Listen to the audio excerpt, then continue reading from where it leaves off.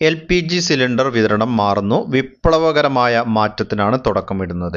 പാചകവാതക വിതരണത്തിൽ രാജ്യത്ത് ആദ്യമായി വൻ വിപ്ലവത്തിന് തുടക്കമിടുകയാണ്. LPG സിലിണ്ടറുകൾ ഇനി മുതൽ സ്വിഗ്ഗിയുടെ ഇൻസ്റ്റാമാർട്ട് വഴി ഉപഭോക്താക്കളുടെ വാതിൽപ്പടിയിലെത്തും. ഹിന്ദുസ്ഥാൻ പെട്രോളിയം കോർപ്പറേഷൻ ലിമിറ്റഡും സ്വിഗ്ഗിയും തമ്മിലുള്ള ഈ ഒരു പുതിയ കരാർ ഇ-കൊമേഴ്സ് രംഗത്ത് LPG വിതരണം ലഭ്യമാക്കുന്ന രാജ്യത്തെ ആദ്യത്തെ സംരംഭമാണ്. തുടക്കത്തിൽ ബംഗളൂരുവിലാണ് ഈ ഒരു സേവനം ആരംഭിക്കുന്നത്.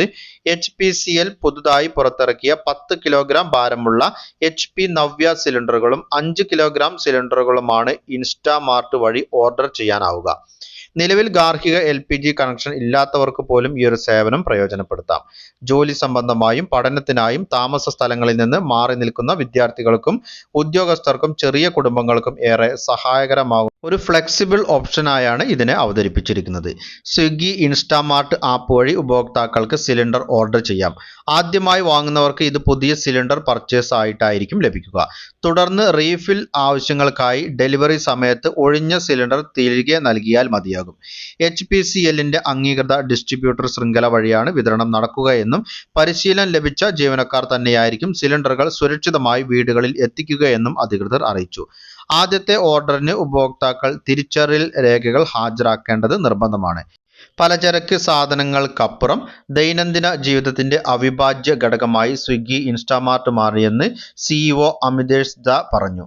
സുരക്ഷയും വിശ്വാസ്യതയും ഒട്ടും കുറയാതെ തന്നെ പാചകവാതക വിതരണം ഇൻസ്റ്റാമാർട്ടിലേക്ക് വ്യാപിപ്പിക്കാനായതിൽ അഭിമാനമുണ്ടെന്ന് HPCL marketing director Amit Garg വ്യക്തമാക്കി. സിലിണ്ടറുകളുടെ വില സംബന്ധിച്ച വിവരങ്ങൾ ഉടൻ തന്നെ ലഭ്യമാവുകയും ചെയ്യും. അടുത്തതായി ശ്രദ്ധിച്ചിരിക്കേണ്ട അറിയിപ്പ്, വാഹനങ്ങളുടെ മോഡിഫിക്കേഷൻ അനുവാദങ്ങൾ ദുരുപയോഗം ചെയ്താൽ കർശന നടപടിയുണ്ടാകുമെന്ന് ഗതാഗത മന്ത്രി CP ജോൺ. ബസ്സുകളിൽ വോക്കൽ എന്ന പേരിൽ സ്പീക്കറുകൾ വെച്ച് പ്രവർത്തിപ്പിക്കുന്നത് അപകടങ്ങൾക്ക് കാരണമാകുന്നുണ്ട്. അനുവാദമില്ലാതെ വോക്കൽ ഘടിപ്പിച്ച വാഹനങ്ങൾ സ്വയം നീക്കം ചെയ്യണമെന്ന് മന്ത്രി നിർദ്ദേശിച്ചു. നിയമം ലംഘിക്കുന്നവർക്കെതിരെ മോട്ടോർ വാഹന വകുപ്പ് കർശന നടപടി സ്വീകരിക്കും.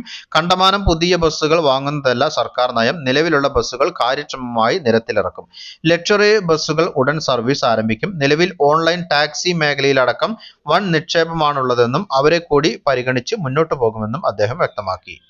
അടുത്തതായി പങ്കുവയ്ക്കുന്ന അറിയിപ്പ്, ജൂലൈ മാസത്തെ സാമൂഹ്യ സുരക്ഷാ ക്ഷേമ പെൻഷൻ വിതരണ നടപടികൾ ആരംഭിച്ചു. ജൂലൈ മാസത്തിലും 2000 രൂപയായിരിക്കും ഗുണഭോക്താക്കളുടെ അക്കൗണ്ടുകളിലേക്കും കൈകളിലേക്കും ലഭിക്കുക. 20-ാം തീയതിക്ക് ശേഷം വിതരണ ഉത്തരവ് ഇറങ്ങും. 25-ാം തീയതിക്ക് ശേഷമായിരിക്കും വിതരണം ആരംഭിക്കുന്നത്. ഇതോടൊപ്പം തന്നെ ശ്രദ്ധിച്ചിരിക്കേണ്ട മറ്റൊരു പ്രധാനപ്പെട്ട അറിയിപ്പ്, സംസ്ഥാനത്ത് വിവിധ സാമൂഹ്യ സുരക്ഷാ പെൻഷനുകൾ കൈപ്പറ്റുന്ന ഗുണഭോക്താക്കൾക്കായുള്ള മസ്റ്ററിംഗ് നടപടികൾ സംസ്ഥാനത്ത് ആരംഭിച്ചു. സെപ്റ്റംബർ 17 മുതലാണ് ആരംഭിച്ചിരിക്കുന്നത്. സെപ്റ്റംബർ 30 വരെയാണ് ഇതിനായി സമയം അനുവദിച്ചിരിക്കുന്നത്.